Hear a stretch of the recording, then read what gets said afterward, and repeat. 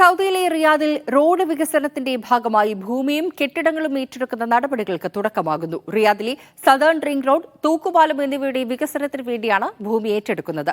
ഈ റോഡുകളുടെ ഏറ്റവും വലിയ വികസനത്തിനാണ് റിയാദ് നഗരം സാക്ഷിയാകാൻ പോകുന്നത്. റിയാദിലെ പ്രധാന റോഡുകളുടെ വികസനത്തിനായി 3000 കോടി റിയാൽ അനുവദിച്ചിരുന്നു. പുതിയ ഒരു റോഡ് ഉൾപ്പെടെ 4 പ്രധാന റോഡുകളുടെ വികസനമാണ് പൂർത്തിയാക്കുക. എക്സ്പോക്ക് മുമ്പായി 4 വർഷത്തിനകമാണ് നിർമ്മാണം പൂർത്തിയാക്കുക. 2028 വരെ നീളുന്ന വികസന പദ്ധതികൾക്കാണ് ഇപ്പോൾ തുടക്കമാകുന്നത്. 4 പ്രധാന റോഡുകൾക്ക് വേണ്ടിയാണ് കെട്ടിടങ്ങളും ഭൂമിയും ഏറ്റെടുക്കുന്നത്. റിയാദിലെ സദേൺ റിംഗ് റോഡാണ് ഒന്നാമത്തേത്.